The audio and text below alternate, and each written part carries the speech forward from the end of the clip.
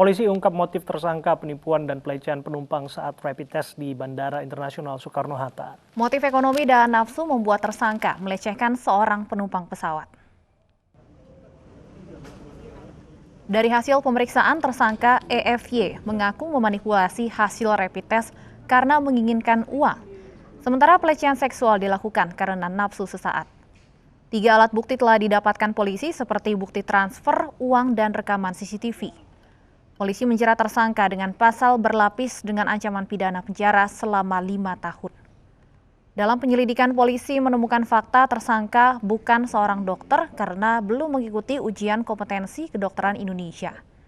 Tersangka juga pernah dilaporkan atas kasus dugaan membawa kabur perempuan yang saat ini diakui pelaku sebagai istrinya.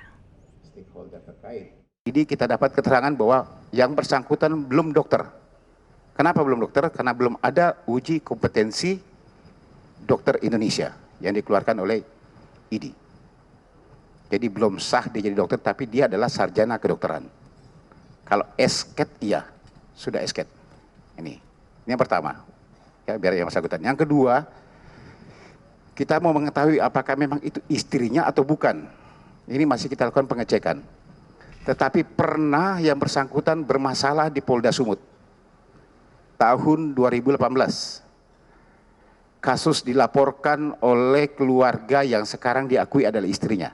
Saudari E ini. Dulu ada pelaporan melarikan wanita.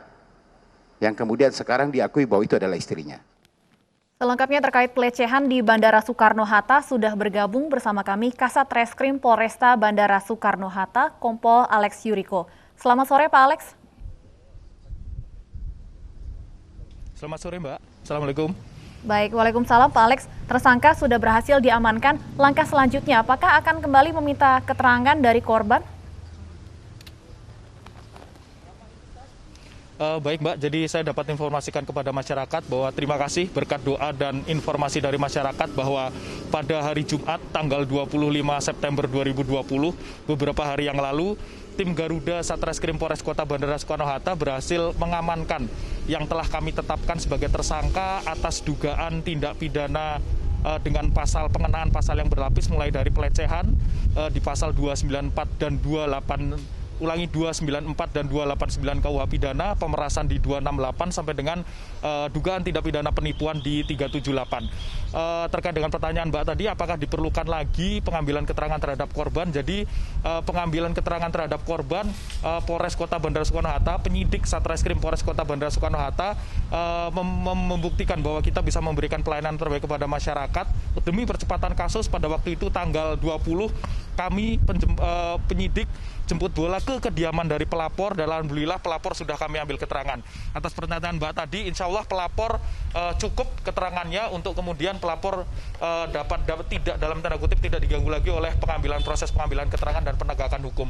Terhadap pelapor yang berjenis kelamin wanita dan sangkaan pasal pelecehan, insya Allah penyidik Satreskrim Polres Kota Bandara Soekarno-Hatta juga berkoordinasi dengan Komnas Perempuan dan pemerhati anak dan perempuan bahwa kami sebisa mungkin ingin menghindari korban menjadi korban kembali atau istilahnya adalah reviktimisasi. Dengan apa kami sebisa mungkin tidak menyebutkan identitas dari korban dan upaya untuk memperjelas dan membuat terang perkara ini insya Allah besok kita akan lakukan rekonstruksi, di mana rekonstruksi itu kemungkinan sangat besar tidak memunculkan korban karena korban terbukti melalui asesmen yang dilakukan oleh Pusat Pelayanan Terpadu Perempuan dan Anak Kabupaten Gianyar P2TP2A terbukti bahwa yang bersangkutan masih dalam keadaan trauma atau keadaan traumatik akibat dugaan pelecehan yang dilakukan oleh tersangka. Jadi insya Allah penyidik Polres Kota Bandara Soekarno-Hatta akan bertindak profesional sekali lagi untuk membuat terang perkara ini. Demikian Mbak. Ya Pak Alex, dengan kaitannya sangkaan dugaan pelecehan seksual ini,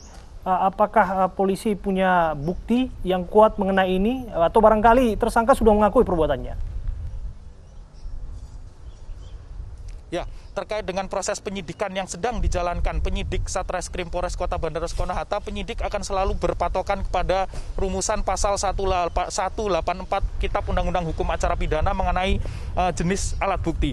Alat bukti terkait dengan proses penyidikan ini insya Allah sudah kami dapatkan, dibuktikan dengan kami sudah menetapkan tersangka. Untuk kemudian terhadap tersangka kami lakukan upaya paksa berupa penangkapan karena yang bersangkutan berusaha tidak mempertanggungjawabkan perbuatannya, berusaha lari dari pertanggungjawaban hukum. Jadi kalau atas pertanyaan Mas, ya insya Allah dengan telah ditersangkakan dan tersangka juga telah dilakukan upaya paksa berupa penahanan, penyidik paling tidak sudah memiliki banyak alat bukti, diantaranya adalah keterangan saksi, keterangan ahli, baik dari ahli pidana, kesehatan, sampai dengan sekali lagi yang tadi saya sebutkan, hasil asesmen dari petugas P2TP2A Kabupaten Gianyar, tempat di mana domisili korban, surat dan petunjuk. Insya Allah alat bukti sudah kami kumpulkan untuk memintakan pertanggungjawaban terhadap orang yang pantas bertanggung jawab, yaitu yang telah kami tetapkan sebagai tersangka, dan 2 hari yang lalu telah penyidik lakukan upaya paksa berupa penahanan paling tidak sampai 20 hari ke depan. Demikian, Mas. Baik, Pak Alex, terkait dengan adanya insiden ini, masyarakat banyak yang khawatir jika harus melakukan rapid test di Bandara Soekarno-Hatta.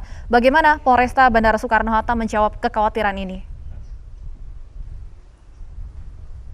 Yang pertama, masyarakat tidak perlu khawatir terhadap dimungkinkan terjadinya tindak pidana ini, tindak pidana seperti ini. Alasannya 2. Yang pertama, sampai dengan sekarang kami membuka diri untuk siapapun bagi warga masyarakat yang merasa menjadi korban tindak pidana yang mungkin dilakukan oleh tersangka atau personel atau tersangka lain, orang-orang lain. Polresta Bandara Soekarno-Hatta 24 jam siap menerima laporan. Nyatanya sampai dengan sekarang tidak ada pelaporan dari warga masyarakat, dan itu membuktikan bahwa ini mungkin adalah peristiwa yang pertama dan mungkin yang satu-satunya. Yang berikutnya Polresta Bandara Soekarno-Hatta bersama stakeholder lain yang termasuk di dalamnya adalah komunitas Bandara Soekarno-Hatta, mulai dari operator Bandara Soekarno-Hatta PT Angkasa Pura II, kantor kesehatan pelabuhan, sampai dengan Polres Kota Bandara Soekarno-Hatta sendiri, insya Allah akan meningkatkan prosesi untuk mengamankan para pengguna jasa kebandarudaraan. Demikian, Mbak. Baik, akan ada peningkatan pengamanan juga tentunya ya. Terima kasih atas keterangannya, Kompol Alex Yuriko, Kasat Reskrim Polresta Bandara Soekarno-Hatta.